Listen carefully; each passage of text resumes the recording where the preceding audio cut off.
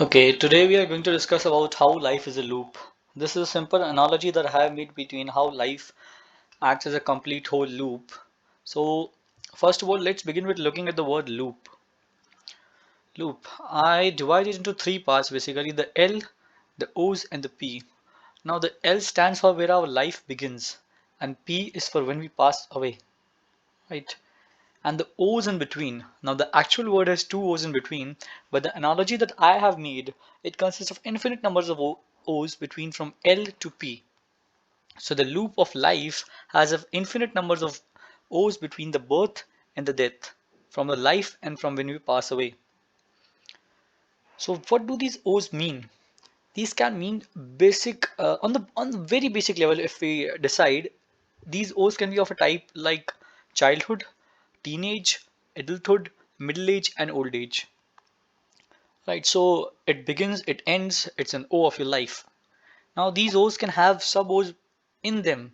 Like suppose you have an incident of your teenage, you enter college, you take time to get used to the new people, and then that phase ends. So that was a loop of you getting used to entering the college life, right?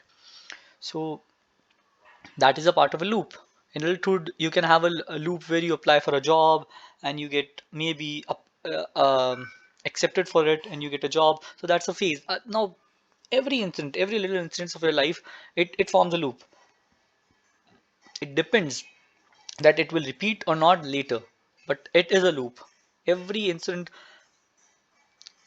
is not like, let me explain, like no incident is such that is just single. Right. If you got hurt, say your hand stuck in the door, right? You were closing the door and suddenly your hand was stuck within the door, between the door. So that's now this is a very simple incident, but this is not a single. It had a part from beginning to end. You were walking through the door, you forgot maybe your hand in between, and you closed the door in the rush. It has several parts between it, and then it also forms a loop. There is not a thing that is a single incident such way. Everything is divided into steps and the steps form a loop. So on a more advanced level, what is the significance of discussing these loops, right? So let's consider a more broader example. Suppose you began preparing for a test. You are a little 10-year-old boy or a girl, and you are preparing for a test, for your English test. And now your mother is sending you to tuitions. You're not allowed to play games, you're not allowed to play outdoors, anything. You're devoting all of your time to your studies. This English is a hard subject for you. You're studying it completely. You're writing, you're doing homeworks again and again, you're practicing English. And then this is a stage, this is a phase of this activity, right? Phase of this loop, we can call it. So let's call it A. Then after this preparation is done, you go and give the exam. You apply the knowledge that you learn, you try to remember, and you give this English exam, okay, right? You have studied for it, you have worked for it, you apply for it. And then comes the result. You wait for the result. Whatever happens, pass or fail, or good or bad, average, whatever. But clearly, this simple activity, this simple example is clearly divided into three phases. Now, we can consider other examples too. Any examples of life, like maybe you begin a relationship, then you go through the understanding phase, and then maybe the result of this can be either you understood each other, or maybe you understood that you are not compatible for each other, or you didn't understand at all. So there is a possibility that you may again repeat this loop. If the relationship has failed, you will again start a new relationship. You will again try to understand the other person. So this is a loop of your life, right?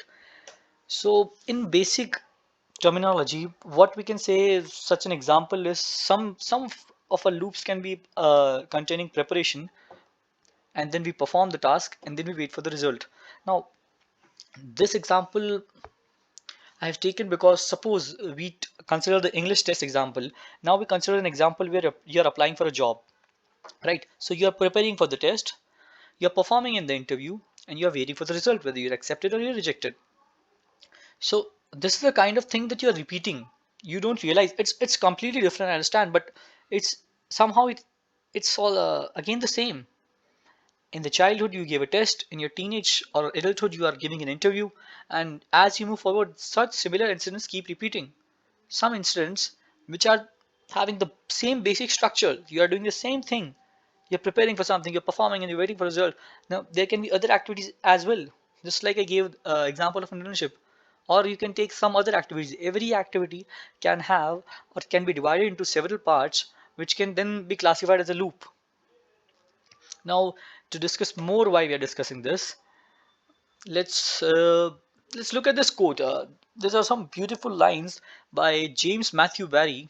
Uh, you might not remember James Matthew Barrie, but James Matthew Barrie was the creator of Peter Pan, and he says these beautiful lines. All of this has happened before, and it will all happen again. Right.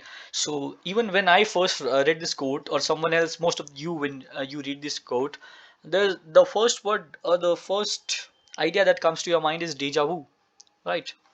So for those of you who don't know what deja vu is, basically it's a feeling that you have seen this or felt this or you have lived this very moment before. It's an event occurring and you're just feeling the strong feeling that this has happened before, this has happened, and you just can't recall it because you don't have a memory that it has happened before, but somehow you feel that feeling that this has happened before. Now deja vu, many people give many explanations for it. Some mysterious explanations are like it may be related to your past life, some say it may be related to your dreams. Scientific explanations include something like various parts of brain function differently. The information reaches your brain in some parts later than and some parts before. So the parts that receive the information later, they act as if the parts who receive the information before, they think that they have lived the moment before. I don't know if there's an example, but I just read it in some of the article online. So there can be many possible explanations for this. I don't believe there has been a solid conclusion for this, but I don't think deja vu is the discussion we are trying to do here. So it's just an interesting thing I thought that I could mention here. What this quote I mean here is we get these feelings, like I told. Like suppose you are having a fight with your family member, right? You're having a fight with your mother or your sibling or your father or some other relative, some friend. You do it, you fight, maybe you don't talk for some while. Now you're sitting in your room alone and quiet and you're thinking, and that very feeling you feel that this has all happened before, and how is this just keeps on happening. You sometimes think that last time this happened you thought this would not happen again, but now here it is. You're somehow, it's maybe the situation is different. The last time the fight would have been different would have been a different person, but that feeling, that slight bit of feeling that you are thinking of, it's the same. That's the beauty of this. I don't understand it actually myself, how our life incidents are completely different, yet we keep feeling somehow similar in all of them. That this has happened, this is somehow happening again, this is somehow happening again.